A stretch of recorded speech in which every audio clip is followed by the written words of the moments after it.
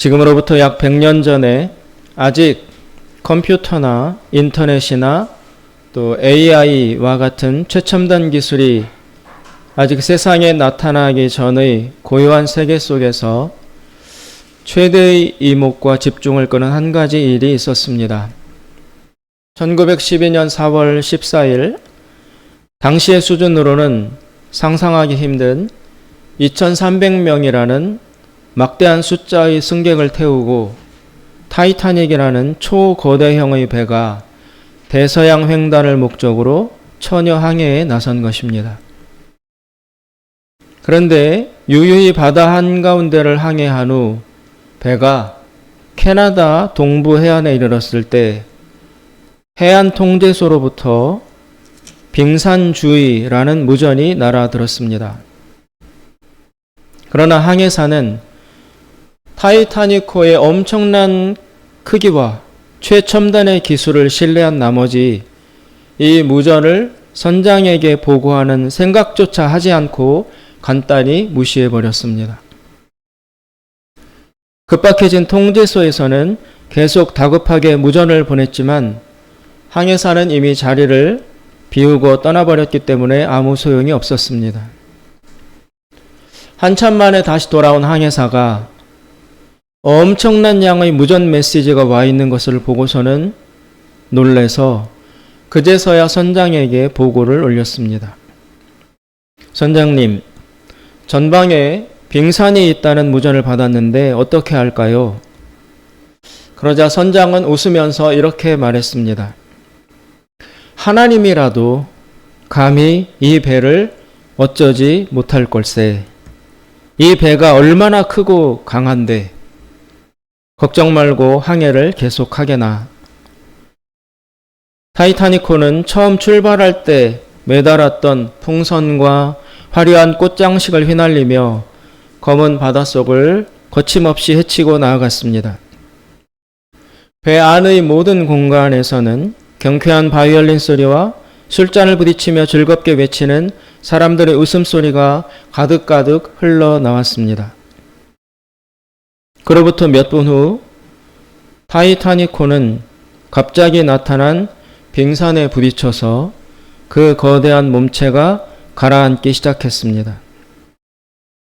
승객 2300명 중에서 1600명이 죽고 단 700명만이 살아남은 전 세계 최악의 해난사고라는 오명을 남기고 타이타닉호는 겨우 첫 항해에서 바닷속으로 사라져 갔습니다. 그때 타이타닉호에 탔던 사람들의 영혼은 어떻게 되었을까요? 검은 바닷속으로 배와 함께 빠져들었을 것입니다. 예수님께서는 오늘 본문에서 제자들에게 자신의 정체에 대해서 질문을 하십니다. 질문은 두 단계로 진행됩니다. 첫째, 사람들이 나를 누구라고 하느냐? 거기에 대한 대답이 나옵니다. 그러자 예수님께서는 이번에는 제자들에게 직접 질문을 던지십니다. 그렇다면 너희는 나를 누구라고 생각하느냐? 그때 베드로로부터 중요한 대답이 나왔습니다. 주는 그리스도이십니다. 그리스도라는 말은 헬라어입니다. 원래 히브리어로 하면 바로 메시아라는 뜻입니다. 메시아. 메시아라는 것은 기름 부음을 받은 자. 그런데 구약에서 기름 부음을 누가 받느냐? 주로 왕, 선지자, 대제사장 이런 사람들이 기름 부음을 받았습니다. 지도자, 구원자라는 뜻을 함유하고 있습니다. 베드로로부터 처음으로 예수 당신이 메시아라는 인식과 고백이 흘러나왔습니다. 예수님께서는 이것을 아주 중요하게 받아들이셨습니다. 사실은 제자들이 자기를 메시아로 과연 알고 있는지를 확인하기 위해서 이 질문을 예수님이 던지셨던 것이었습니다. 제자들이 예수님을 메시아로 알고 있느냐, 그렇지 않으냐 하는 것 사이에는 큰 차이가 있었습니다. 왜냐하면 예수님께서는 사실 메시아, 즉 그리스도로서 이 땅에 오셨기 때문입니다. 따라서 예수님 자신에게 제일 가까운, 그래서 자신의 사명을 공유하고 함께 동역해 나가야 될 최측근인 제자들이 예수님 자신의 정체성을 확실히 알고 있어야만 메시아로서의 사역을 비로소 실행할 수 있기 때문입니다. 그렇기 때문에 베드로의 이 고백은 예수님이 메시아십니다, 그리스도십니다를 알아본 이 고백이 예수님에게 중요한 어떤 전환점이 될 수밖에 없었습니다. 첫 번째 질문, 즉 사람들이 나에 대해서 뭐라고 하느냐, 어떻게 생각하느냐, 거기 그 질문에 나온 답으로 보면 당시의 유대인들은 예수님을 아직 메시아 그리스도로서 파악하지 않고 있었다는 것이 드러납니다. 사람들은 예수님이 예외적이고 아주 비범한 인물이라고는 보고 있었지만 아직 예수님을 메시아로까지는 인식하지 못하고 있었습니다. 사람들은 기껏해 예수님을 세례 요한이 다시 살아난 인물이다, 혹은 엘리야, 아니면 구약의 다른 선지자들 중의 하나의 화신이다, 이런 정도로 간주하고 있었습니다. 아직 이스라엘 안에서의 아무도 예수님이 메시아이다, 그리스도이다 라고 주목하는 인물은 없었다는 것입니다. 그런데 베드로가 최초로 예수님을 메시아로 보고 있다고 자신의 속마음을 밝힌 것이었습니다.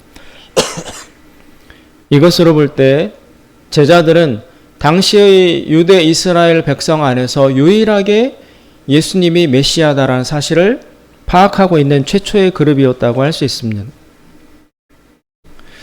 예수님은 제자들이 거기에 도달되기를 간절히 기다려왔습니다. 이 사실을 파악하면 우리가 오늘 읽은 본문 바로 앞에 있었던 그 사건들이 이해가 됩니다. 바로 앞에 본문 8장 17절과 21절 사이에서 예수님이 제자들을 보고 심히 답답해하는 모습이 나타납니다. 그리고 막 화를 내면서 제자들을 꾸짖었던 모양이 그 앞부분에 나와 있습니다. 그때 예수님이 왜 그렇게 답답해하고 화를 내시기까지 했는지 이유가 이제 오늘 본문을 통해서 나타나는 것입니다. 그 8장 17절부터 21절까지의 내용을 보면 이런 것입니다. 예수님은 제자들이 무엇을 아직도 깨닫지 못하느냐고 책망하고 있습니까? 예수님은 지금 너희들이 뭘 좀 깨달아야 하는데 아직도 못 깨닫느냐? 라고 책망하고 있습니다. 그런데 그 깨달아야 된다는 것이 무엇인지 그 내용이 나오고 있습니다. 그게 무엇이냐면 바로 자신이 메시아다, 즉 그리스도라는 것을 왜 못 알아차리느냐고 답답해하고 계신 것입니다. 8장 15절에 보시면 예수님은 제자들에게 바리새인들의 누룩과 헤롯의 누룩을 주의하라고 가르쳤습니다. 그런데 제자들은 누룩이라는 단어에만 꽂혀서 자기들이 미처 이 배를 탈 때 누룩을 부풀려서 만드는 그 빵을 가지고 오지 못했다는 것을 꾸짖는 것이라고 제자들은 생각했었습니다. 그러나 예수님께서는 그것을 지적한 것이 아니었습니다. 바리새인들이 예수님 자신을 메시아로 보고 있지 못한 그 영적인 어리석음을 꼬집은 것이었습니다. 바리새인들이 나를 그리스도라고 파악하지 못하고 있는 바로 그 점을 제자들 너희들도 주의해라 라고 말씀하신 것인데, 제자들은 우리가 배 탈 때 떡을 한 개밖에 안 갖고 왔어, 그것을 책망하시는구나 라고 제자들은 생각했던 것입니다. 그러자 예수님이 답답해하면서 아직도 모르겠느냐 라고 꾸짖은 것이었습니다. 예수님께서는 지금까지 계속 여러 가지 기적을 행하여 왔습니다. 그런데 그런 기적들은 물론 치유와 죽기의 현실적 필요를 가진 사람들의 문제를 해결해 준 자비의 행위이기도 했지만, 그러나 그냥 아무런 의미를 갖지 않는 그저 우연적인 행위이기만 한 것은 아니었습니다. 예수님께서는 자신의 기적을 표적이라고 부르고 계십니다. 표적이란 말은 영어로는 사인이에요. 사인. 어떤 표시. 이것은 어떤 특정한 사실을 보여주기 위해서, 즉 어떤 특정한 의미와 메시지를 전달하기 위해서 의도적으로 행한 기적이라는 뜻입니다. 예수님의 기적은 표적이라고 불립니다. 표적은 그냥 아무렇게나 우연히 행한 기적이 아니라 목적을 가지고 무엇을 알리기 위해서 하신 특별한 기적이라는 뜻인 것입니다. 예수님은 지금까지 신중하고 치밀하게 의미가 담긴 표적들을 꾸준히 행해 오셨습니다. 왜? 무엇을 위해서? 바로 자신이 메시아라는 것을 드러내기 위해서. 자기가 메시아라는 것을 알리기 위해서 사람들이 자신을 메시아로 파악하도록 만들어 줄 수 있는 그런 특정한 표적적인 기사들을 쭉 실행하여 왔던 것입니다. 가장 가까운 예를 들어 보겠습니다. 예수님은 오늘 이 질문을 던지시기 직전에 가이사랴 마을이라는 곳을 거치게 되는데, 거기에서 바로 떡 7개와 물고기 2마리를 가지고 4,000명을 먹이는 놀라운 기적을 행하셨습니다. 그런데 그 기적이 일어난 직후에 8장 11절에 보시면 바리새인들이 찾아와요. 그 4,000명을 먹인 기적 직후에 바리새인들이 찾아와서 예수님에게 뭐라고 합니다. 무슨 말을 하냐면 예수를 막 힐난하면서, 그리고 예수님을 테스트하려고 해요. 테스트하려는 의도로 바리새인이 예수님 앞에 이렇게 요구합니다. 표적을 보여달라. 우리들 앞에 표적을 보여달라. 그렇게 요청을 합니다. 그러자 예수님께서는 바리새인들의 이 요구 앞에서 아주 예외적인 반응을 보이세요. 성경에 좀처럼 나타나지 않는 그런 예수님의 반응이 나타납니다. 이게 8장 12절인데 예수께서 마음속으로 깊이 탄식하시며, 표적을 보여달라는 바리새인들의 요구를 듣고 예수님이 마음속으로 깊이 탄식하셨다고 나옵니다. 뭐 그럴 수도 있지, 이렇게 대응하신 게 아니라 아주 깊이 탄식하시며 낙심하시고 실망하면서 그렇게 반응을 보이셨던 것입니다. 그렇다면 표적을 보여달라는 바리새인들의 요구가 뭐가 그리 문제가 있길래 예수님은 유독 요때 고개를 흔들며 깊이 탄식을 하시는가? 왜 그러시는가? 거기에는 이런 이유가 있습니다. 조금 전에 예수님이 4,000명을 먹이신 그 사건, 그것은 단순히 모여있는 백성들이 불쌍하기만 해서 그 기적을 베풀어 주신 것이 아니었어요. 물론 그 이유도 있어요. 굶고 있는 4,000명 정도가 들판에 모여 있는데 먹을 것이 없는 그 딱한 사정 앞에서 이들에게 먹을 것을 주어서 이들을 사랑으로 돕기 위한 긍휼의 마음의 동기도 있었지만, 단순히 그 의도만으로 4,000명을 먹이신 기적을 행했던 것은 아니라는 것입니다. 거기에는 특별한 의도가 있었습니다. 예수님께서는 그 일을 통해서 구약에 있는 어떤 한 사건과 자기를 연결시키기 위하려는 목적이 있었습니다. 들판에서 수천 명의 백성들을 먹인 행위는 바로 구약에서 출애굽할 때 모세가 하늘로부터 만나를 내려오게 해서 이스라엘 백성들을 먹인 사건을 다시 기억하게 만들려는 예수님의 목적이 있었던 것입니다. 이 일을 통해서 모세를 떠올려라. 모세를 기억해라. 모세가 광야에서 만나로 먹였던 그 사건을 상기해라. 라는 의도가 있는 그런 기적이었던 것입니다. 예수님은 그럼 왜 그러셨을까요? 예수님은 이 사건을 통해서 자신이 제2의 모세이다.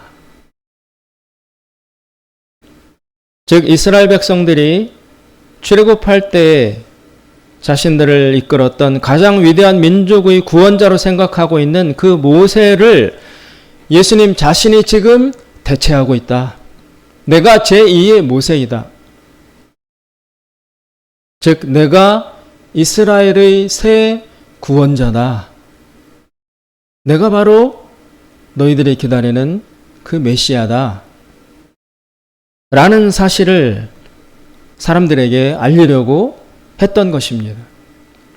구약의 출애굽 사건은 애굽에서 고통당하고 있던 이스라엘 백성을 해방시켜준 구원 사건이었습니다.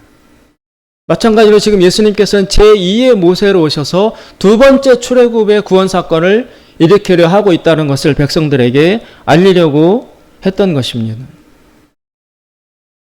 그래서 예수님은 그 광야에서 백성들을 먹이는 그 기적의 행위를 두 번씩이나 했던 거예요. 한 번은 오병이어 떡 5개 물고기 2마리로 5,000명을 먹였고, 그리고 그 일이 있은 뒤에 또 한 번 떡 7개와 물고기 2마리로 4,000명을 먹이는 이 기적의 사건을 일부러 두 번씩이나 일으켰던 것입니다.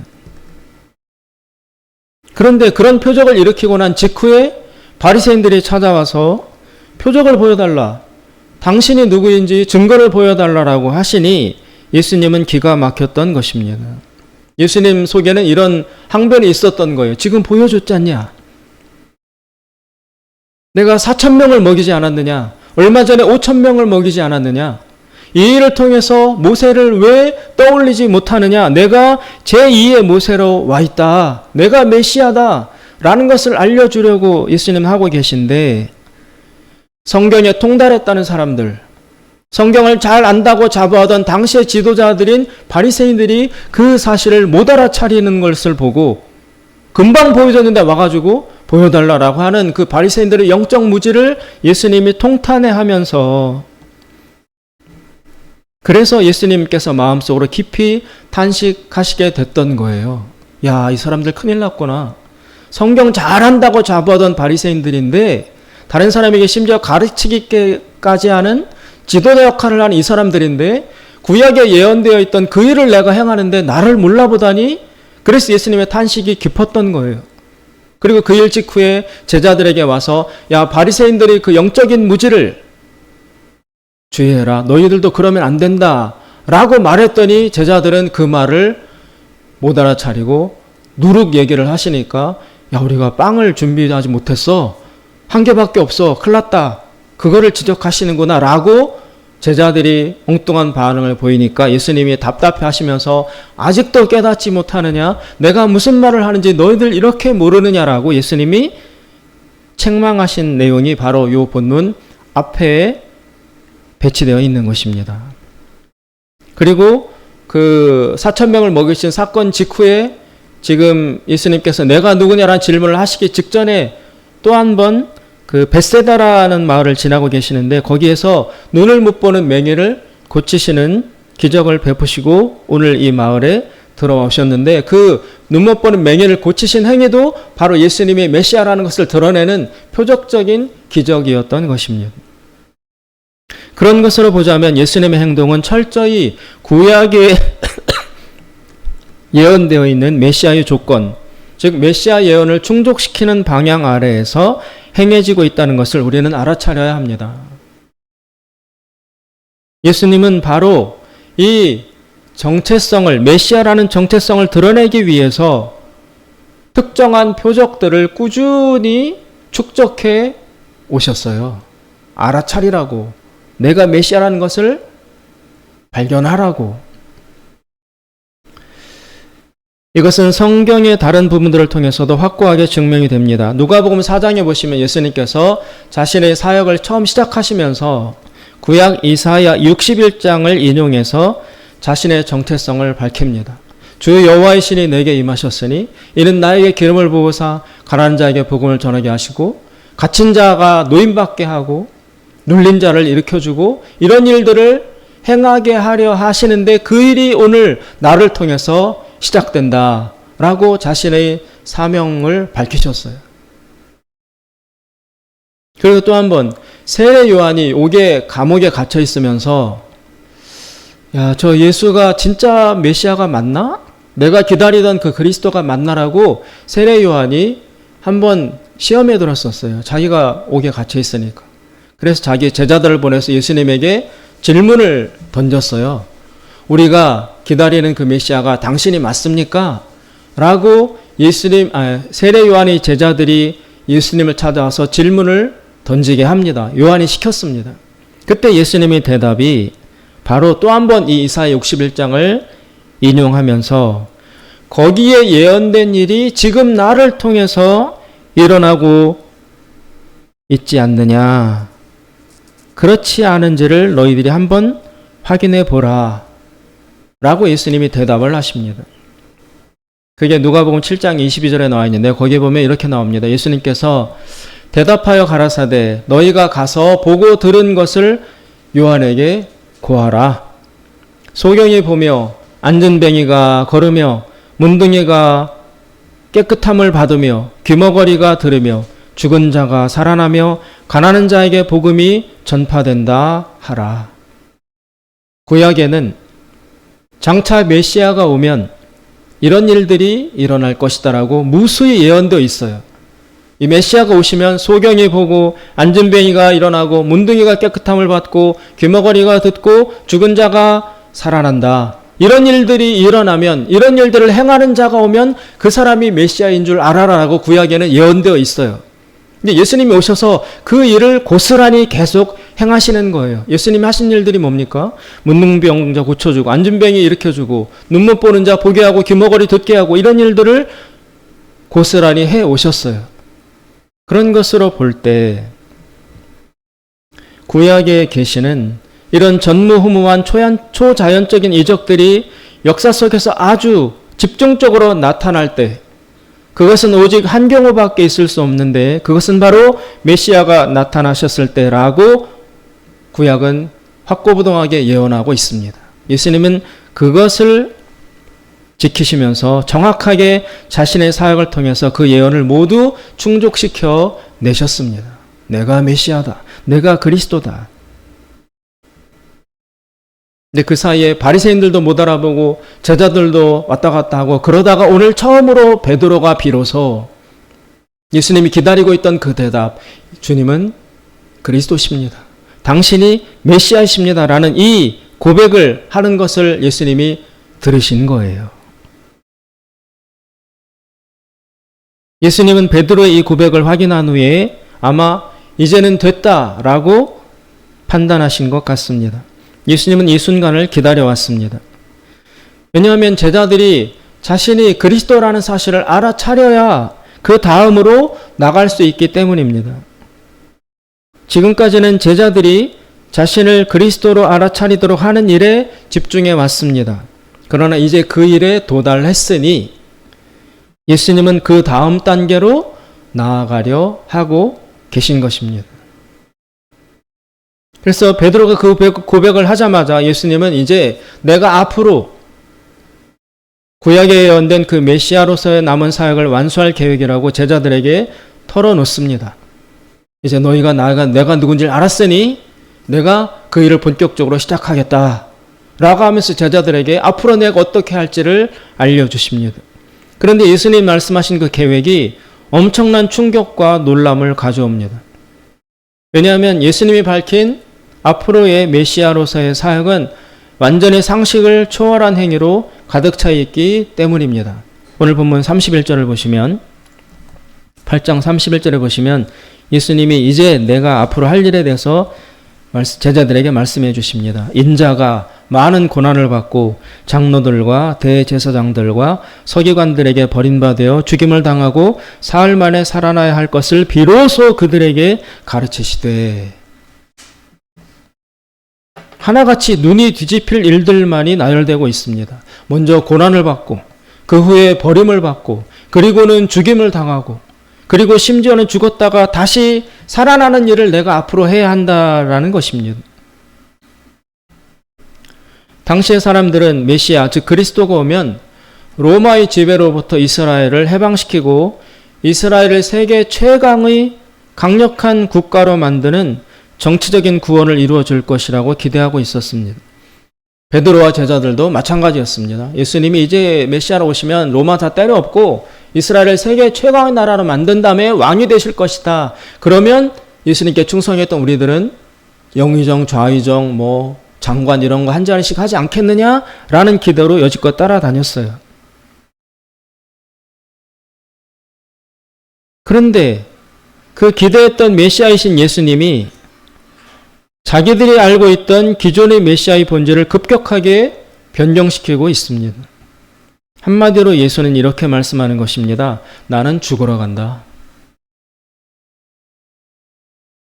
그 말을 들은 베드로는 그냥 있을 수가 없었을 것입니다. 해도 너무한다는 생각에 기가 막힌 베드로는 예수님을 옆으로 끌고 가서 스승이고 뭐고 가리지 않고 막 질책을 합니다. 사실 베드로는 여러분 예수님보다 나이가 많아요. 결혼도 했어요. 그런데 그동안은 예수님이 스승님으로 고개를 숙이고 말없이 따라왔습니다. 그렇지만 이번만은 도저히 참을 수가 없었습니다. 예수가 생각이 짧아도 이만저만 해야지 자기가 메시아라고 하면서 바로 죽어버리겠다고 하니 말이 안 되지 않는가. 그래서 처음으로 스승 제자 관계를 초월해서 베드로가 예수님을 저 옆으로 데리고 가요. 옆쪽으로 끌고 가가지고 나이 많은 그런 사람 입장으로 예수님을 아랫사람 대하듯이 막 거칠게 꾸중하고 질책하고 비판했다는 얘기입니다. 원 단어로 보면 막 책망을 했어요. 예수님을. 그러면 되냐고. 그게 뭐 하는 짓이냐고. 제정신이냐고 베드로가 예수님을 막 찍어 눌렀어요. 그런데 그런 베드로에게 돌아온 예수님의 저항은 더 상상을 초월한 것이었습니다. 예수님이 뭐라고 하십니까? 33절에 예수께서 돌이키사 제자들을 보시며 베드로를 꾸짖어 이르시되 사탄아. 예수님은 베드로를 사탄이라고까지 무서운 이름으로 부르시면서 압도적으로 다시 찍어 눌렀습니다. 베드로의 예수님에 대한 저항도 아주 예외적인 것이었지만 그런 베드로에 대한 예수님의 징계는 어마어마한 것이었어요. 사탄아, 내 뒤로 물러가라. 이 손바닥으로 이렇게 후하고 바람을 불었더니 거대한 태풍이 막 몰려오는 그런 격과 같은 것입니다. 이렇게 해서 베드로와 제자들의 저항은 일순간에 제압당했습니다. 그들은 입을 열 수조차 없을 정도로 찬물을 끼얹은 것처럼 가라앉았습니다. 그런 분위기에서 예수님은 무려 더 엄청난 말들을 이어가십니다.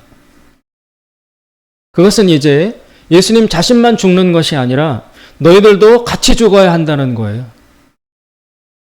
너희들도 같이 죽어야 한다. 제자들은 깊은 수렁에 빠지는 것처럼 혼란스러웠습니다. 다 같이 죽자는 예수님의 말이 제자들에게는 엄청난 충격이었을 것입니다. 그리고 극도의 악랄한 배신을 당한 것이라고 여겨졌습니다.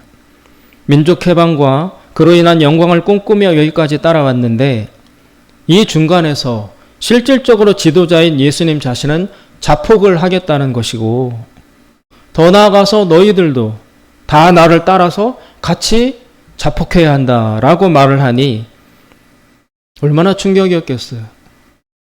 이 충격으로 보자면 나중에 가룟 유다 한 사람이 배신을 하는데 그 배신이 이해가 갑니다. 갑자기 돌변해서 나는 죽는다. 너희들도 같이 죽어야 된다. 너무 실망이고 낭망이 되고 배신을 겪으니까 이탈해서 도망을 가는 배신자 유다가 나왔는데 그게 이해가 가고 어쩌면 유다 한 명만 배신한 것이 다행으로 여겨져요. 이 정도면 12명 모두 다 예수님을 버리고 도망가고도 남는 상황이었기 때문입니다. 예를 들자면 이런 것입니다. 어떤 부대 안에서, 군대 안에서 한 유능한 장교가 몇 명의 뛰어난 병사들을 모아서 바로 비행기에 태우고 이동을 하고 있습니다. 그 뽑혀온 병사들은 다들 어떤 그 호화로운 휴양지 해변가에 가서 특별 휴가를 즐기는 것 아닌가라고 들떠 있을 때 자기들을 모집했던 장교가 나와서 실상을 말합니다. 사실 우리는 모두 자살 특공대다. 특수한 임무를 수행하기 위해서 아무 정보도 주지 않은 채 너희들을 선발해서 데리고 왔다. 이제 몇 분 후면 우리는 적지에 도착하게 되는데 거기에서 낙하산 타고 투하돼서 비밀 작전을 수행해야 된다. 그런데 워낙 어려운 임무라서 사실상 아무도 살아 돌아올 수가 없다. 작전 수행 중에 다 죽을 것이다. 너희들에게 선택권을 주지는 않아서 미안하지만 국가와 민족을 위해서 우리 다 같이, 나를 포함해서 다 같이 죽음으로 이 임무를 받아들이자. 이렇게 말하는 거랑 똑같은 거예요. 이 제자들의 심정으로는. 제자들이 얼마나 당황했겠습니까? 지금까지 살기 위해서, 더 잘 살아보기 위해서 예수님을 따라왔는데 느닷없이 사실 자기와 우리들은 모두 죽음을 향하여 가고 있다는 이야기를 들었으니 얼마나 경악스러웠을까요? 그러니까 베드로가 침을 튀기면서 예수를 막 꾸짖고 아랫사람 다루듯이 혼내키는 것도 이해가 갑니다. 그러나 결과적으로 이제 놓고 보면 제자들은 유다를 제외하고는 단 한 사람도 예수님을 떠나지 않습니다. 오히려 후일 사도행전이나 초대교회 역사를 보면 지금 이렇게 황당해하고 저항했던 그 제자들이 모두 하나같이 예수님을 찬양하고 예수님을 선포하고 예수님에게 충성하는 놀라운 모습으로 변화된 것을 볼 수 있습니다. 그리고 그들은 오늘 예수님이 말씀하신 것처럼 다 예외 없이 자신의 생명을 바치며 순교하게까지 됩니다. 오늘 예수님께서 나를 따라오려거든 자기를 부인하고 자기 십자가를 지고 나를 따라야 한다는, 즉 죽어야 한다는 예수님의 말씀 그대로 그들은 모두 자기 십자가 위에서 자발적으로 예수님을 위해서 자신의 생명을 드리는 자의 삶으로 마쳤습니다. 그들에게 무슨 일이 일어난 것일까요? 다 죽어야 된다는 말에 펄쩍 뛰었던 이 제자들이 그러나 시간이 흘러서는 결과적으로 예수님 말씀처럼 다 자기의 십자가를 지고 순종하는, 그래서 순교하는 제자들이 되었습니다. 그 사이에 무슨 일이 일어났던 것일까요? 오늘 우리는 두 가지 질문을 하게 됩니다. 첫째, 예수님은 왜 죽어야 하는가? 메시아이신 그리스도이신 예수님은 왜 죽어야 하는 사람으로 구약에 예언되어 있는가? 이것에는 여러 가지 대답이 가능합니다. 가장 근본적으로는 이사야 53장에 예수님은 인간의 죄를 대속하는 고난받는 종으로서 오셨기에 자신의 목숨을 인간의 죄 용서를 위해서 내놓으셨다는 것입니다. 그 외에도 예수님의 죽음의 의미와 가치는 무궁무진합니다. 거기에 깃들인 하나님의 사랑과 자비와 은혜는 우리가 다 헤아릴 수 없습니다. 그렇다면 두 번째 질문, 제자들은 왜 같이 죽어야 하는가? 예수님은 그 이유를 설명하시면서 그 죽음의 대상들을 제자들로부터 확대하여 모든 사람에게로 적용시킵니다. 34절부터 38절까지를 보시면 누구든지 나를 따르려거든, 누구든지 예수 그리스도를 믿고 따르려 하는 사람은 모두 다, 이것은 비단 그 자리에 있었던 제자들 뿐만이 아니라 그 이후에 형성될 모든 하나님의 자녀들, 모든 그리스도 예수의 제자들, 그 모두에게 이 법칙은 적용되는 것이라고 선포하고 계신 것입니다. 그래서 오늘 이 죽어야 한다는 말씀은 바로 여기에 있는 우리들, 나 자신에게도 고스란히 적용되는 예수 그리스도의 말씀이 되는 것입니다. 적어도 우리가 그리스도 예수를 하나님으로 믿는다면 우리는 자기 십자가를 지고 죽어야 한다는 것입니다. 왜 그래야 하는가? 왜 우리는 자신을 부인하고 죽어야 하는가? 그래야 살 수 있기 때문입니다. 오늘 본문에서 예수님께서는 이 세상을 이렇게 교정하십니다. 38절에 보시면 예수님이 이렇게 말씀하십니다. 누구든지 이 음란하고 죄 많은 세대에서, 예수님 말씀에 의하면 이 세상은 음란하고 죄가 가득하다는 것입니다. 여기서 음란하다는 것은 우리가 개인적으로 성적으로 음란하다는 이야기가 아니라 우리가 주인 대신 남편 대신 하나님을 떠나서 다른 남자를 따라다니고 있다는 뜻입니다. 우리의 남편 대신 거룩하신 하나님을 거부하고 지금 거짓된 다른 신들을 향하여 우리가 바람이 나 있다는 것입니다.